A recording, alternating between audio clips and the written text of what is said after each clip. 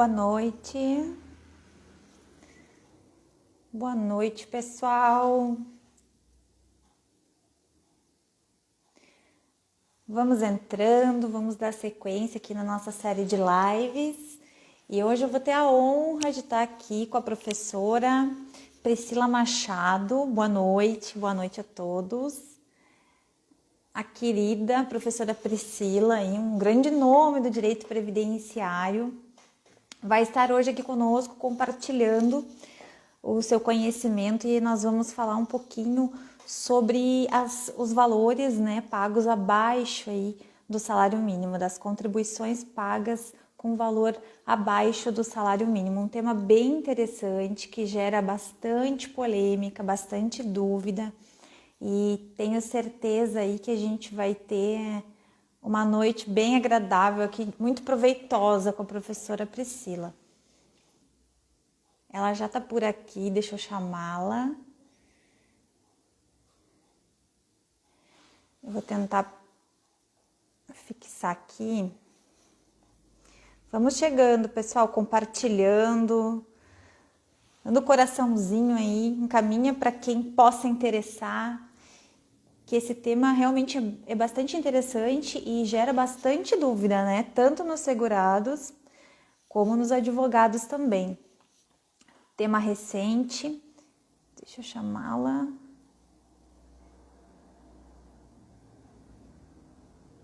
Aqui.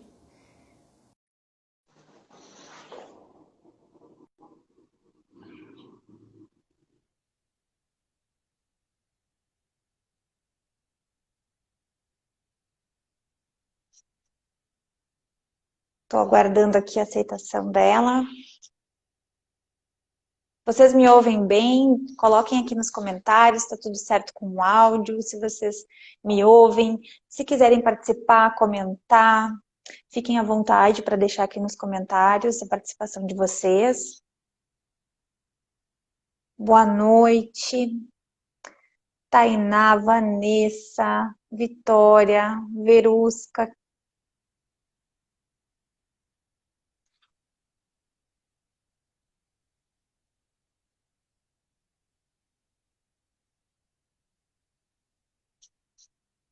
Ela vai me mandar o convite. Vamos.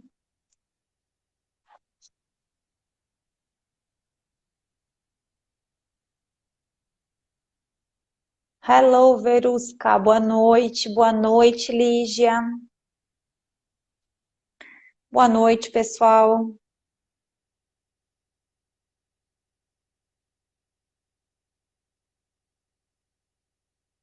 Hoje a live vai ser incrível, hein? Enviar novamente. A professora Priscila manda muito bem. Sabe tudo aí de direito previdenciário. Olá! Boa noite! Tava clicando aqui no aceitar e não ia por nada, mas também não tava conseguindo te mandar o convite. Que bom, tudo bem?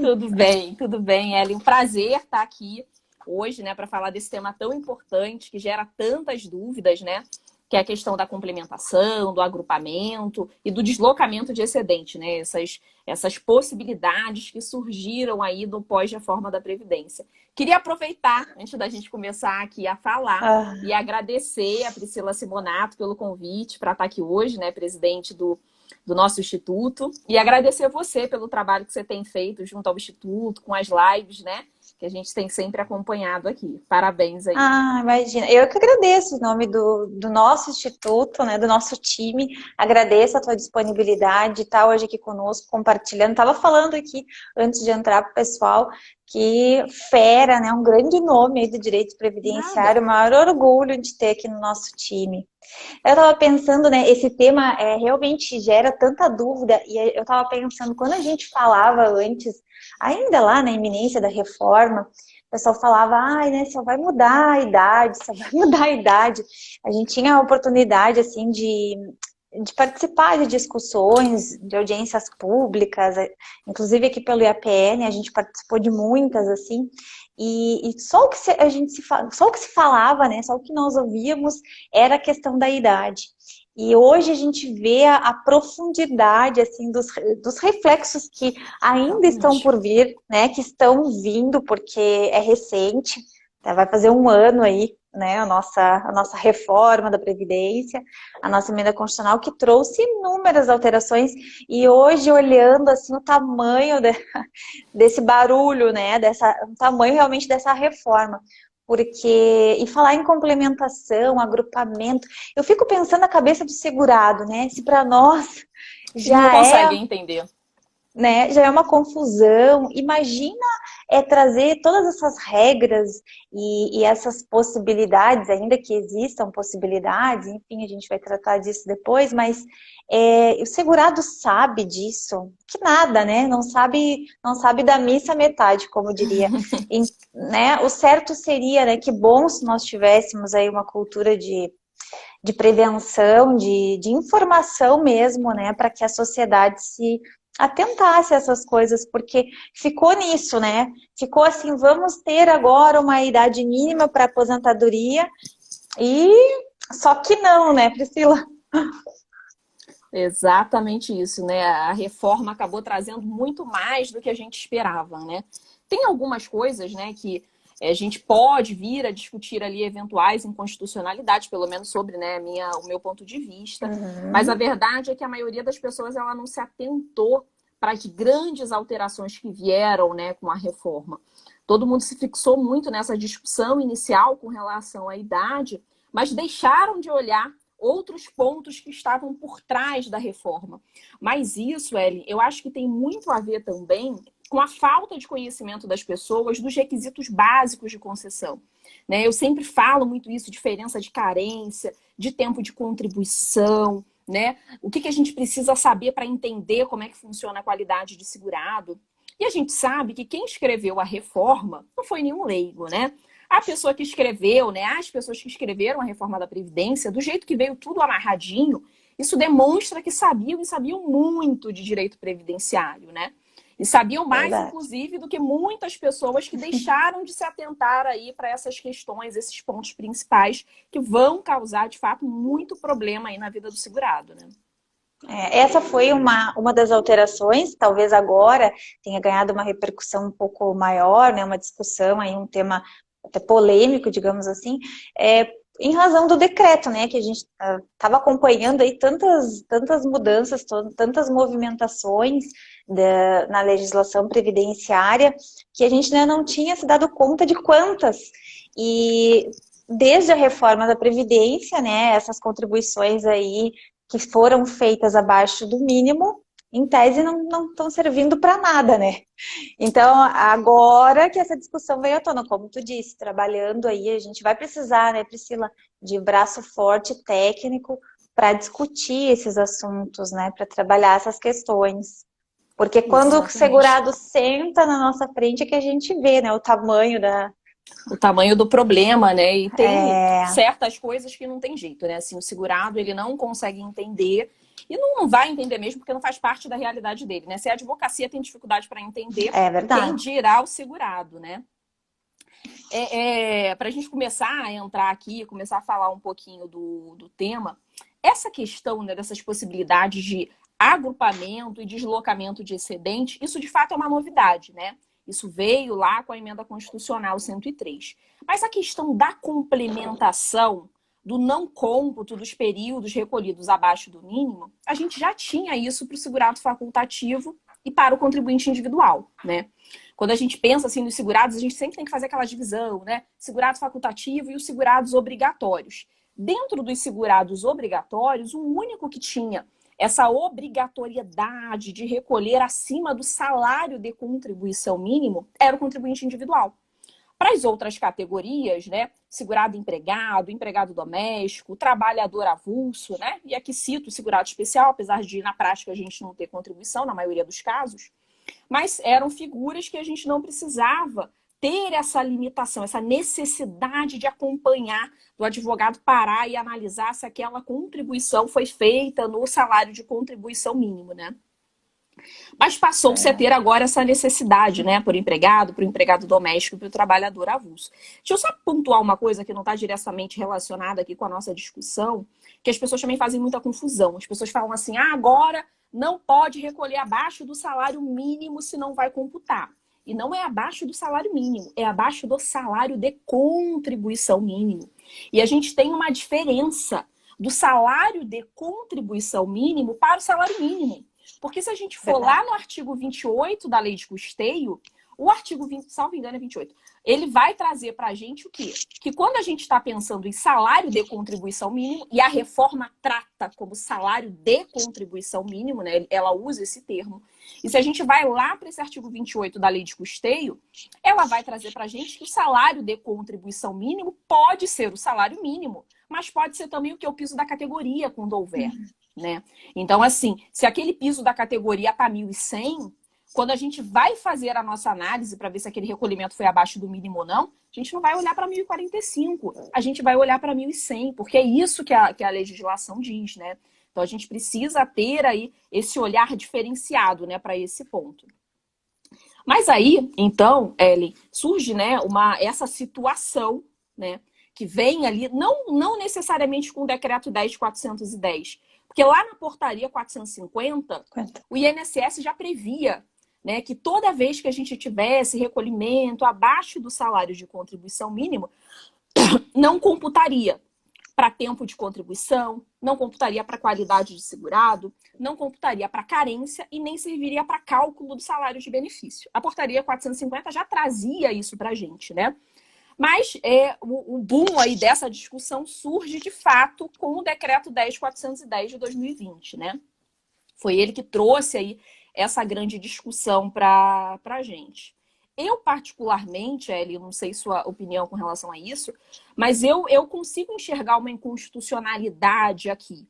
Pelo seguinte, se a gente for lá para o parágrafo 14 do artigo 195 da Constituição Federal, com redação alterada, né? Ele, na verdade, com redação alterada, sim, foi alterado, não foi incluído, pela emenda constitucional 103 de 2019, ele vai limitar essa contagem só para tempo de contribuição. Ele não limita para qualidade de segurado e não limita para carência. Então, me parece que a gente tem aqui alguma possibilidade. Eu sei que vários professores discordam desse meu ponto de vista, mas, gente, é a literalidade da emenda constitucional. A emenda constitucional é clara, limita para tempo de contribuição. Ponto. Onde está essa limitação na lei para carência e tempo de contribuição? Não tem. E a gente tem que sempre lembrar que quando a gente está falando de decreto, se a gente for lá para o artigo 84, inciso 4 da Constituição Federal, ele vai dizer que o decreto ele vai servir para o fiel cumprimento da lei. E cadê essa vedação na lei? A gente tem uma impossibilidade em caso de descarte. Se a gente descarta, realmente a emenda vai dizer que não vai contar para nenhum fim.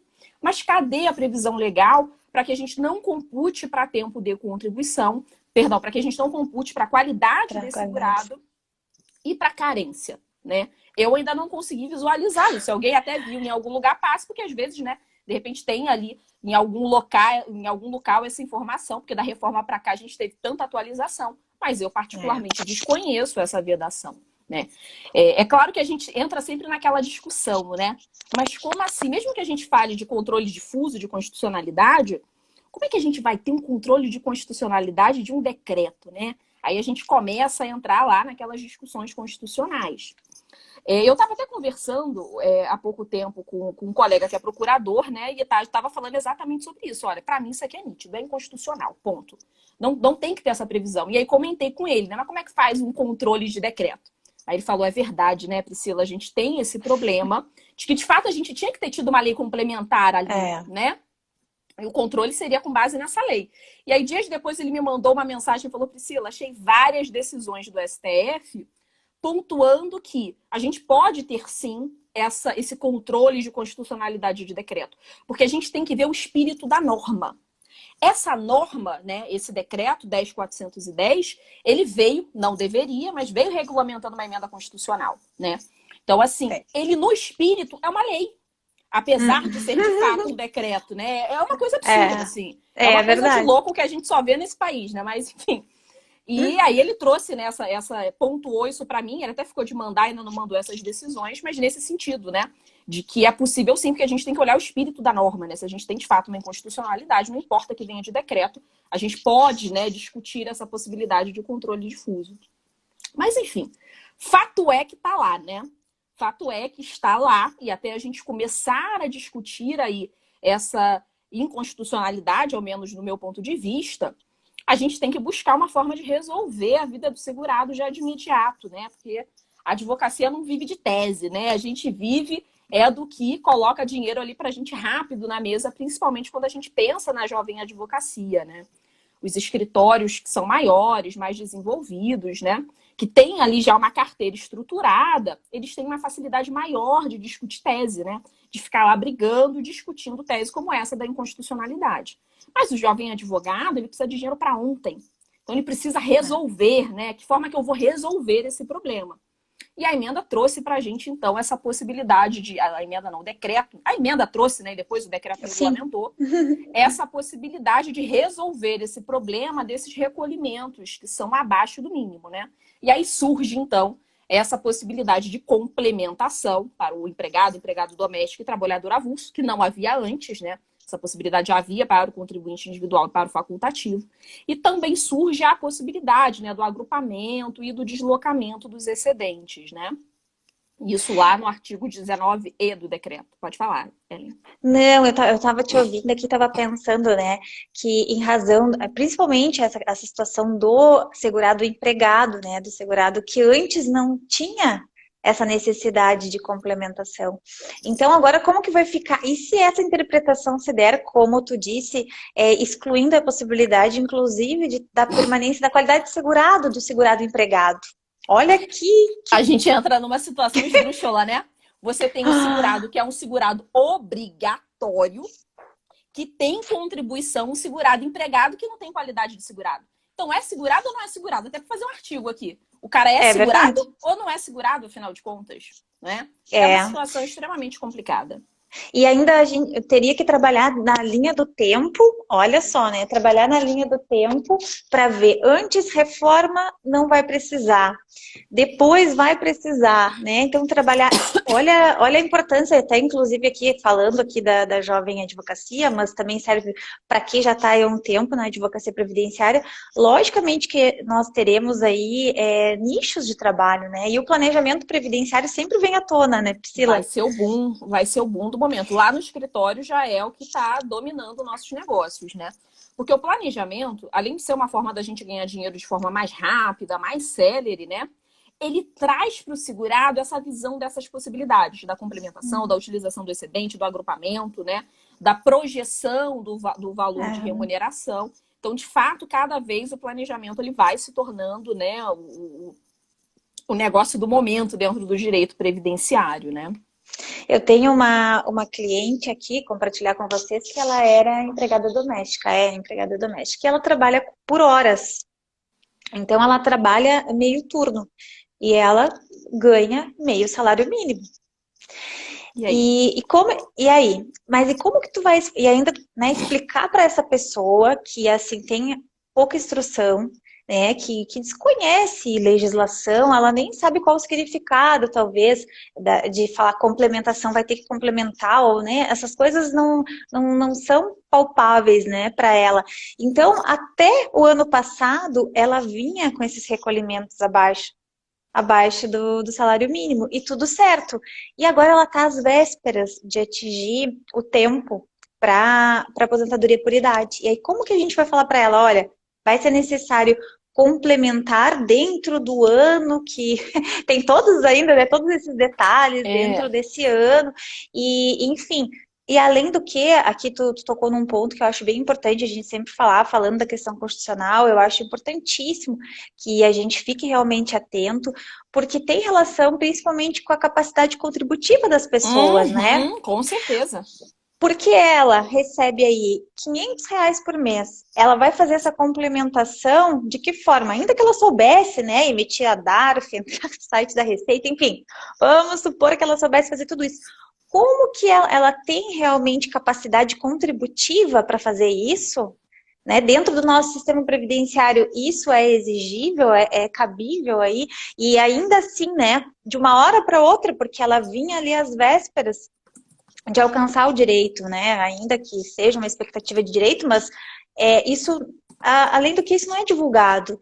Então, essa parte, além da questão, eu acho importantíssimo que a gente sim, né? Que nós, lógico que as teses virão, com certeza virão, e aproveitar os dois momentos, né, Priscila? Aproveitar as oportunidades que a reforma traz, com esse trabalho ali mais rápido, né, com planejamento, mas também aí ficar atento a teses, né, e tá super relacionado ao direito constitucional, à própria seguridade social, né, que é importante que a gente estude como um todo os princípios, os fundamentos, mas enfim, tu ia falar das possibilidades. Exatamente. Enquanto você falou, eu até anotei aqui para não esquecer de pontuar 3 coisas, né, que você mencionou aí que são importantes. A primeira questão é a questão da capacidade contributiva, né? Então, veja, a gente tem um segurado, como o segurado aí que a Ellen trouxe, que recolhe lá em cima de R$ 500 por mês, que a nossa legislação trabalhista permite. Porque é um segurado que trabalha em meio período.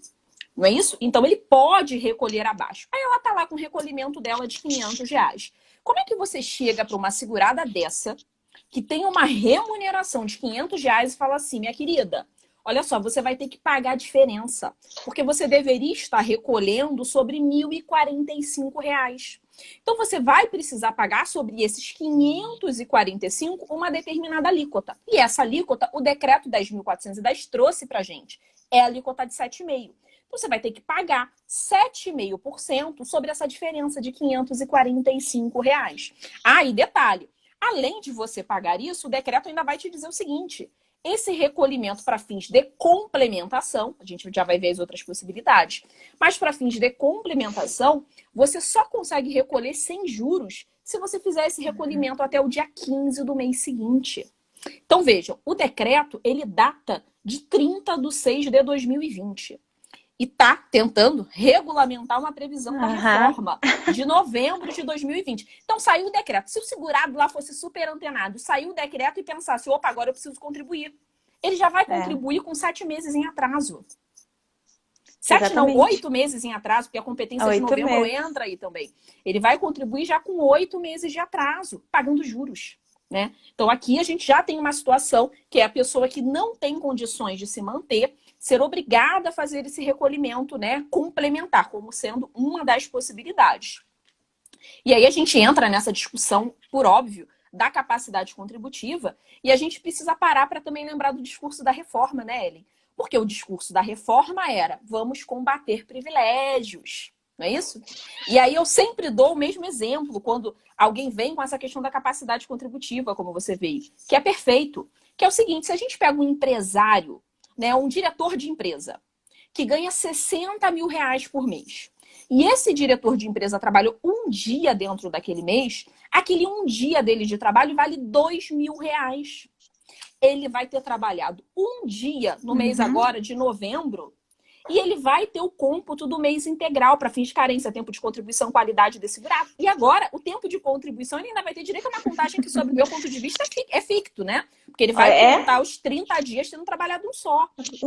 Isso porque estamos combatendo o privilégio. Aí você compara com a segurada que você trouxe, que recebe uma remuneração de R$500, que trabalhou 29 meses, os 30 meses que seja naquele dia. Ou um segurado que trabalha as 8 horas e trabalhou 29 dias dentro daquele mês. E não vai ter o período computado. Cadê o combate ao privilégio? Né? Muito pelo contrário aqui, né? A gente vê um favorecimento, né, de privilégios. Você tocou... E aí, o que a gente pensa? Assim, ah, não, Priscila, mas se ela quiser, ela pode deixar para fazer os outros procedimentos de complementação, agrupamento. Mas as pessoas, primeiro, não conhecem isso. E a minha preocupação maior não é nem a aposentadoria, como você mencionou. É pensar que essa segurada, se ela sofrer um acidente que isenta de carência, se ela sofrer um acidente, ficar incapacitada, se ela pega Covid e precisa ficar internada, ela não tem direito ao auxílio-doença, o auxílio por incapacidade temporária, porque ela não é segurada. Não. Porque o recolhimento dela está abaixo do mínimo. Né? Se ela sofre um acidente que ela teria isenção de carência, não vai ter direito, porque não tem qualidade de segurado. mesmo que entendesse que valeria a qualidade de segurado, ela não teria carência se fosse um Covid para poder ter acesso ao benefício. Então, assim, é uma situação de fato absurda, né? Não, absurda total. E olha só, ainda teve a oportunidade agora desses contratos da redução, né, da jornada de trabalho, que também vai cair na mesma Essa galera, então, não pode pegar Covid de jeito nenhum. Né? A pessoa, o empregador disse, olha, né, vai para casa que a gente vai reduzir aqui a tua jornada de trabalho, automaticamente o valor do salário e o salário de contribuição também vai reduzir. Mas e aí? Alguém falou para ele que ele ia ter que fazer essa complementação? Então, se ele está aí há meses assim, qual que é a situação dessa pessoa também? Né? Ninguém falou, ninguém disse, olha, então a empresa se vai se beneficiar, a medida provisória não trouxe, né, essa preocupação aí com um privilégio, né, como tu diz. Então, a gente pensa, por que não? O empregador, então, não teria que fazer essa complementação? Ou então, por que não fazer uma força-tarefa para falar para essas pessoas que elas precisam fazer, de alguma forma, a complementação, ou tem a possibilidade do agrupamento, enfim, né? Mas que esses salários de contribuição a menor aí, ou inferiores ao salário mínimo, podem cair nessa cilada, digamos assim, né? De não valer nada, não valer qualidade segurada, não valer nada. Para nenhum fim. A Tânia fez um comentário aqui, ela está colocando, minha cliente de 66 anos de idade, hoje trabalhou 12 anos na empresa que contribuiu, todos esses anos abaixo do mínimo, e por isso não consegue se aposentar. Esse caso, Tânia, é diferente do que a gente está falando pós-reforma. Muito provavelmente não foi esse o motivo da negativa, a não ser que ela não tivesse registrada como empregada. Porque você está mencionando aqui 12 anos, né? Que tem 12 anos que não estão computando. A reforma tem 1 ano. E, na verdade, essa impossibilidade de contar o período recolhido abaixo do salário mínimo para o segurado empregado, ela é a partir de 13 de novembro de 2019. O INSS, mesmo se você requerer o benefício hoje, ele não pode se negar a fazer a validação desses períodos recolhidos abaixo do mínimo para o contribuinte individual, né, do contribuinte individual, para o segurado empregado ou trabalhador avulso, por exemplo, antes da reforma. Se antes da reforma, antes de 13 de novembro de 2019, ele teve recolhimentos como empregado abaixo do mínimo, esse período precisa ser computado. Só a partir de 13 de novembro que não. E aí, é até interessante a gente pontuar, porque muito colega nem sabe como fazer esse recolhimento, né? E nós tivemos uma portaria no início do ano que veio nos indicar a forma de fazer esse recolhimento. Esse recolhimento não é feito através de GPS, essa complementação, né? Antes da gente falar das outras duas possibilidades.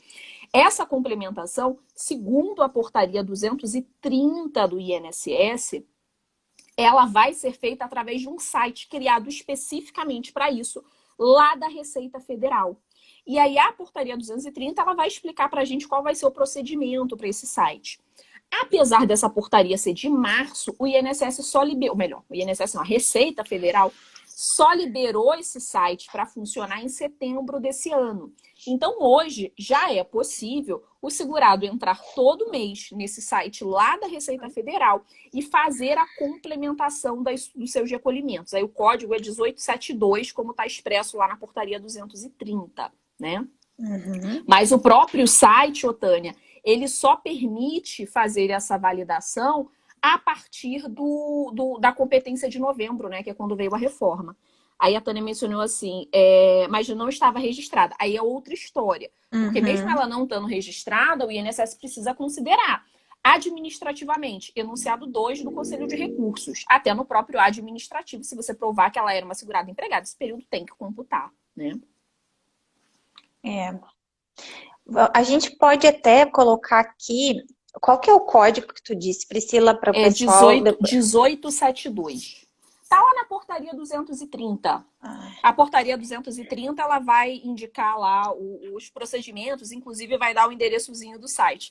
Oi, Cláudio, seu lindo. Professor Cláudio entrou aí. Boa noite. Sejam bem-vindos. Então, essa portaria 230 é legal, né? De repente, colocar o número da portaria, porque lá na portaria vai ter o site, vai ter o código de recolhimento e o procedimento para fazer a emissão dessa guia. E o site já está funcionando, né? Setembro já começou a funcionar. Desde setembro agora. Eu acho que com relação à complementação, esses são os pontos principais, né? Que a gente tem a portaria 230, indicando para a gente como é que vai fazer essa complementação, o código, segundo a portaria 1872. Lá tem o site para fazer essa complementação, então, é o site da Receita Federal. E através desse site só dá para fazer a complementação a partir de novembro de 2019 para cá. A Receita só habilitou esse site especificamente para o período pós-reforma, né? Ah, Priscila, e qual o percentual que o segurado vai pagar, né? Atualmente, 7,5% até ali o limite do salário mínimo. Isso pensando na complementação, né?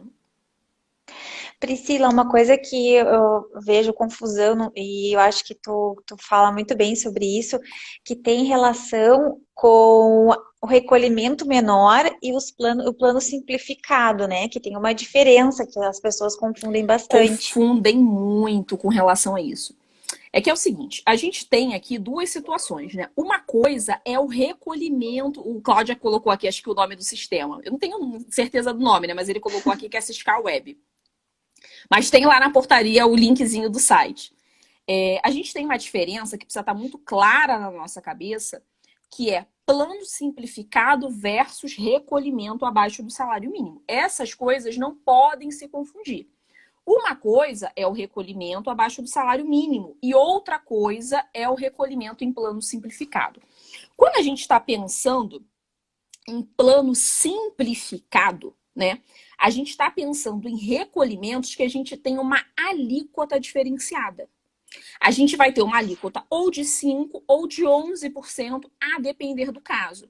O recolhimento, Ellen, é feito em cima do salário mínimo, é sobre 1.045. O salário mínimo não está baixo, o recolhimento está lá, 1.045. É a alíquota que é diferenciada. A alíquota é que é diferenciada, né? Aqui a gente estaria tratando, né, a depender do caso concreto, de 5% ou 11%, né? Tanto no facultativo quanto no individual. Quando a gente está olhando para recolhimento abaixo do salário mínimo, a gente não está tratando de alíquota, né? A gente não está tratando lá, discutindo a alíquota, e sim o valor que serviu de base para esse cálculo. Significa que aquele segurado, ele teve um recolhimento que teve como base de cálculo um valor inferior ao salário de contribuição mínimo, né? Então, a gente precisa fazer essa diferença. Porque muito colega, às vezes, abre o CNIS e vê lá aquele REC LC 123, né? Que vai indicar lá recolhimento em plano simplificado, por exemplo, no caso do contribuinte individual. E aí os colegas pensam, não, eu preciso complementar. Não, pera lá. Você só precisa complementar se você quiser ali a concessão de algum benefício que vai necessitar dessa complementação. Você precisa entender ali qual é o objetivo, na verdade. Não significa, quando você vê lá o IREC LC 123, que você vai precisar complementar em todos os casos. É diferente quando está o recolhimento abaixo do salário mínimo, que aí a gente entra em todas aquelas discussões de constitucionalidade, mas a gente pensando na prática, é o que o decreto vai trazer para a gente, né? Que a gente precisaria fazer essa complementação, esse agrupamento, esse deslocamento de excedente para que a gente tenha, então, essa contagem. Para quem tem curiosidade, para a gente falar dos outros dois, né? Para a gente finalizar a questão da complementação, a alíquota que eu mencionei para vocês, ela está lá no parágrafo 27A do artigo 216 do decreto 3.048, já com redação alterada lá pelo 10.410. Ô Priscila, deixa eu te perguntar, então, e o do agrupamento? Deixa eu só responder uma pergunta da Vanessa, é que ela está perguntando assim, nos casos de contribuinte individual e facultativo que recolheu abaixo do mínimo até 13 de novembro. Vanessa, a gente falou isso lá no iniciozinho da live. Para o contribuinte individual e para o facultativo, sempre foi necessário que ele recolhesse pelo menos no salário mínimo para ter esse cômputo. Essa situação passa a surgir para o empregado doméstico, né? Pós lei complementar 150, e o trabalhador avulso com a reforma da Previdência. Mas para o contribuinte individual e facultativo isso já existia. Desculpa, Ellen, te cortei aqui para responder. Não, eu não tô, não, às vezes eu não consigo acompanhar. O Não chat. vai até embaixo. É, não vai. Não, mas ótimo, ótimo. O pessoal tá interagindo assim, que é legal, né? Deixa eu te perguntar em relação à complementação, eu acho que a gente falou bastante, mas em relação a, aos agrupamentos e a compensação, ela se serve para quem está acima do salário mínimo? Basicamente isso? É, exatamente isso.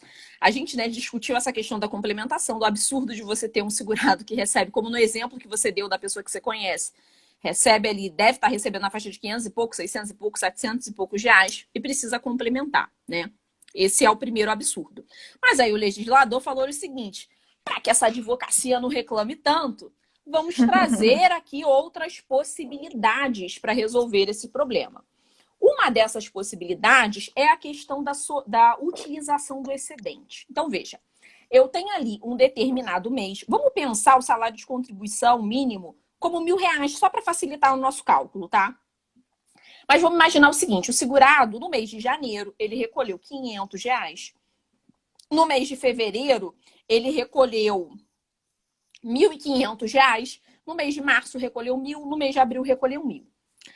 Abril e março, ele recolheu dentro do nosso salário de contribuição mínimo, que seria de R$ 1.000, para fim de exemplo, para facilitar a nossa conta. Mas percebam, janeiro ele recolheu abaixo, não é isso? Ele recolheu apenas R$ 500.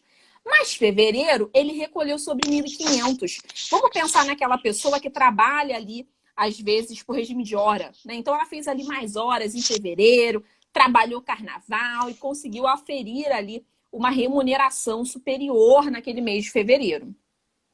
Ela pode pegar esse excedente, esses R$ 500 que sobraram no mês de fevereiro, e jogar para o mês de janeiro para compensar. E aí você ficaria com todos os meses fechando certinho em R$ 1.000 dentro aqui do nosso salário de contribuição de exemplo. Mas veja, para que a gente possa utilizar essa possibilidade, a gente precisa que o segurado tenha recolhimentos superiores ao salário mínimo. Como é que naquele seu caso você imagina que essa segurada vai ter recolhimento superior?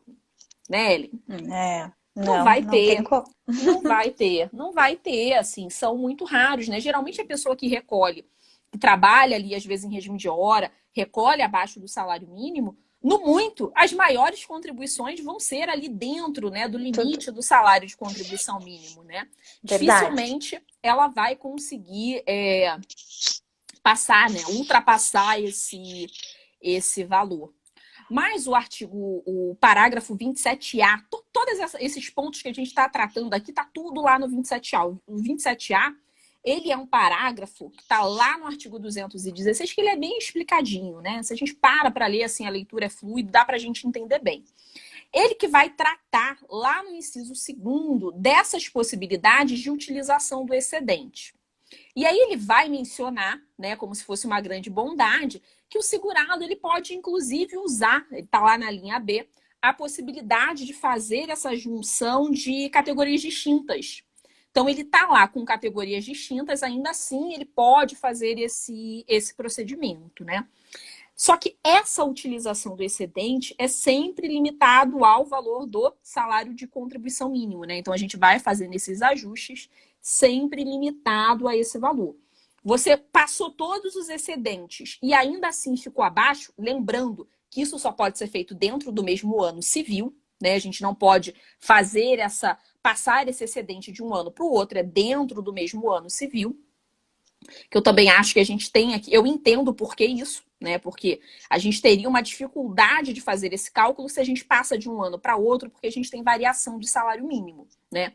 Mas me parece que também aqui a gente pode discutir aqui uma eventual inconstitucionalidade dessa limitação, né? Já que a emenda constitucional não traz essa limitação para a gente de forma expressa. Mas o Verdade. decreto traz, né?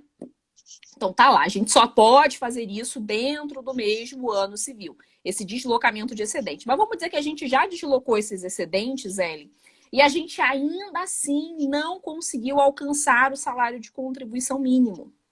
Aí o parágrafo 27A vai dizer pra gente o seguinte: tudo bem, você ainda não chegou, você pode ainda assim complementar. Então ele permite que a gente tenha essa miscigenação entre esses institutos, né? da utilização do excedente, do agrupamento e da complementação. Deixa eu ver aqui.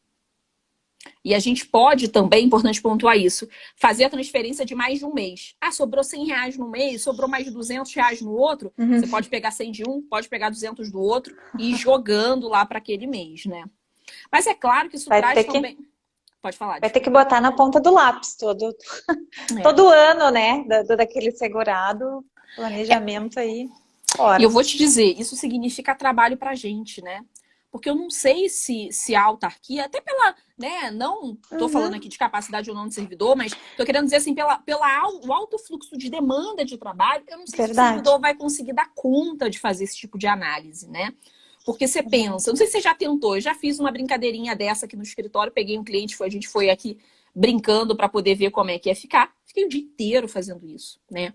E é inviável, né? Se você pensar, cada servidor vai ficar o dia inteiro fazendo essas análises. É inviável, gente. Então, assim, vai acabar acontecendo. Se eles não fizerem um sistema muito bom, vai ter uma sessão com muito erro e vai ter muita coisa para a gente trabalhar depois a nível de revisão, né?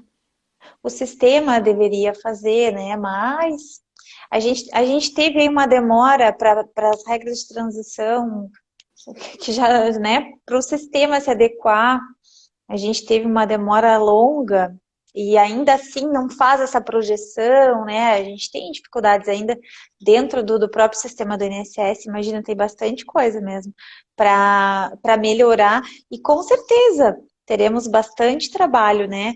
E mas o advogado a gente tem falado, inclusive, é um lema nosso aqui do IAPE também, né? Que a gente tem dito que o advogado tem que estar preparado, né, Priscila?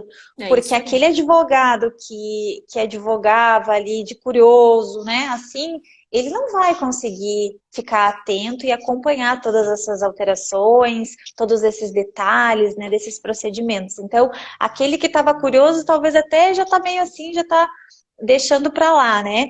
Então, a advocacia precisa cada vez mais de um braço forte e especializado, né? A advocacia previdenciária, nós vimos assim como um crescimento exponencial, né? Quem dizia que a advocacia, com a reforma, enfim, com as alterações, a advocacia previdenciária ia acabar, não ia... Não, muito pelo contrário.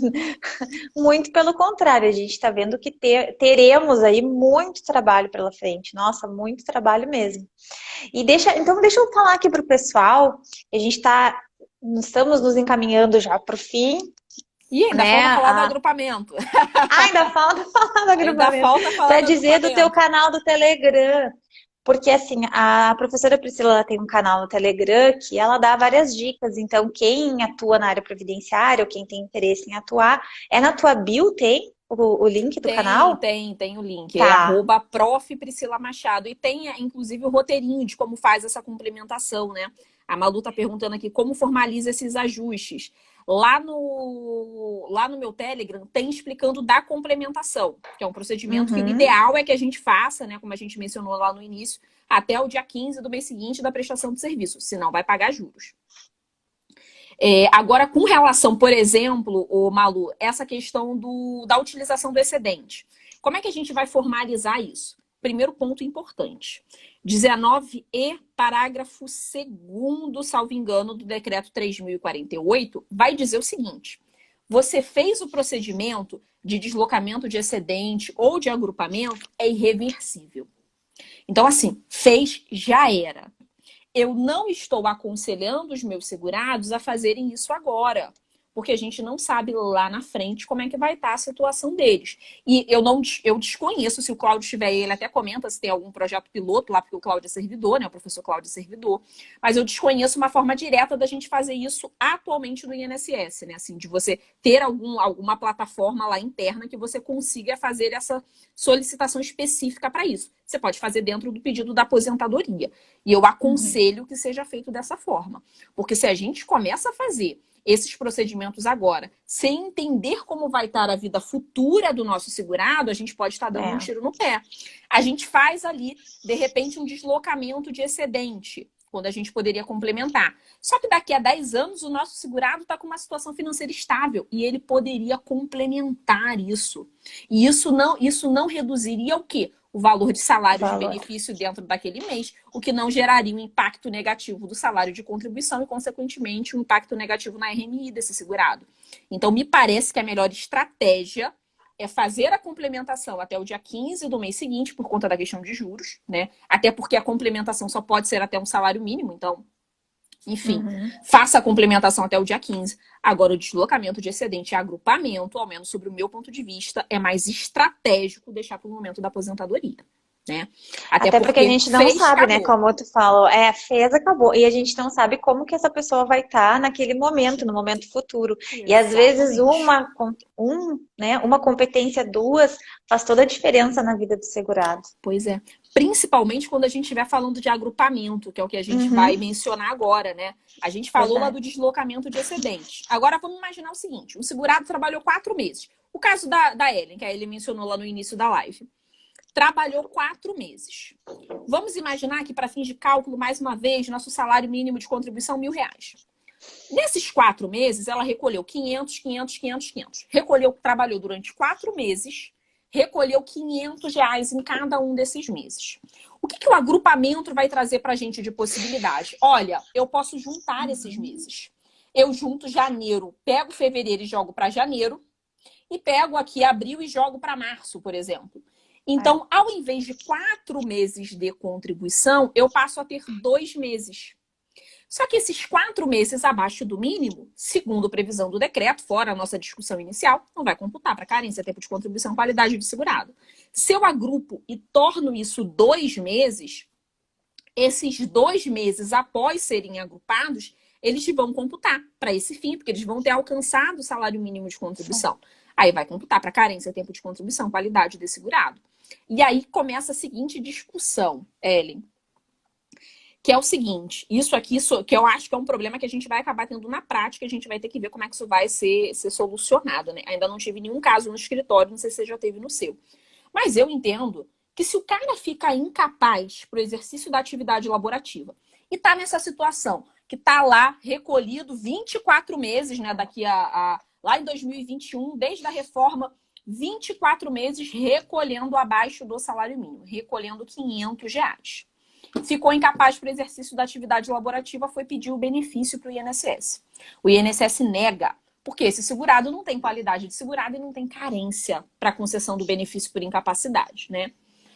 Eu entendo que mesmo após a negativa, é possível a gente fazer esse procedimento de agrupamento, né? Nesse caso seria agrupamento, a gente não teria a chance de deslocar o excedente, mas da gente fazer esse agrupamento para a gente fechar a carência e qualidade desse segurado.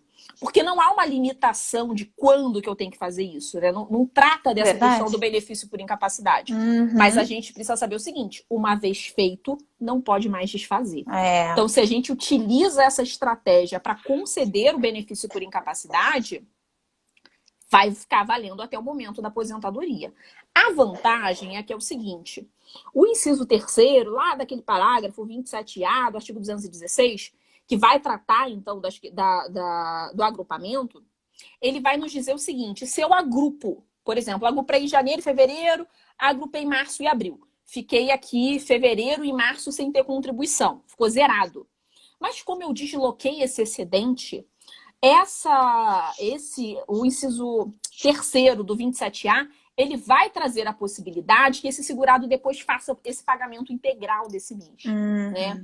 Ele deslocou, mas houve trabalho, houve recolhimento no momento correto, lá teremos então essa previsão nesse inciso 3º, de que vamos poder fazer essa complementação.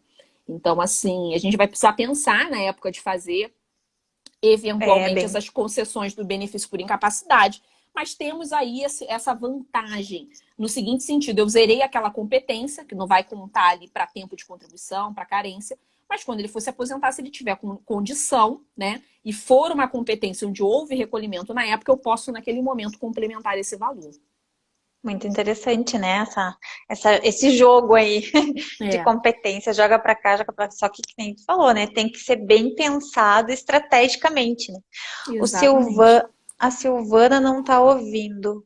Mas eu acho que o pessoal, eu não sei, Silvana. Acho que deve ser do seu aparelho, Silvana. Porque ninguém comentou nada. Ah, minha amiga Ana que Luísa pena. entrou aí. Beijo, Lu. Silvana, mas a gente sempre deixa salvo aqui no Instagram do IAPS, se tu quiseres depois assistir novamente, quem quiser, né, rever. Enfim, pessoal, vamos nos encaminhando para o final. Vou liberar aí a Priscila, que veio a brilhantar a nossa Não, noite, quem me dera. né? Ai, nossa, trazer tanto. Muito obrigada, assim, eu sempre digo, né, que a gente troca, a troca ela só nos engrandece. E quando a gente consegue compartilhar e consegue enxergar isso enquanto colegas, né? Isso é tão maravilhoso, porque é crescimento, né? E é gratidão por tu Exatamente. estar aqui e disponibilizar o teu tempo e o teu conhecimento aqui conosco hoje. Com certeza não sairemos daqui as mesmas, né? Os mesmos também, quem nos assistiu. Tenho certeza que esse é o sentimento de todos que nos acompanharam até agora. Então, quero te agradecer mais uma vez por ter aceito o nosso convite. Uma pena mesmo, pessoal. Passou muito rápido, mas quem quiser rever, fica salvo aqui. E deixo aqui o convite para outras lives, para outras oportunidades que certamente Vambora. surgirão. Somos muito gratos em te ter aqui no nosso time. Digo isso em nome da família IAPE. Obrigada, Ellen. Obrigada aí mais uma vez pelo convite. Já agradecer a Pri no início, né, que foi quem me chamou para poder fazer essa live aqui hoje. E vou aproveitar aí para convidar todo mundo que não conhece o IAPE, conheça, né, se filie e vamos lá ajudar aí a construir, né, um pouco mais de conhecimento dentro da área de direito previdenciário. É isso aí, minha pé é isso, pessoal. É essa troca, assim, a gente tem, olha, só gente boa. Só gente boa no nosso time, né, Verusca? E o pessoal também que está nos acompanhando aqui, a Luana. Um beijo para Verusca, sou todos. suspeita, minha amiga. Ah, é querida, né? Pessoal, uma excelente semana para nós, né? Que se inicia hoje para alguns aí, para quem começou depois do feriado. E que tenhamos um ótimo final de noite e até semana que vem com a próxima live. Um beijo grande, até mais. Beijo, obrigada, Ellen. Tchau, Eu tchau. que agradeço. Beijão.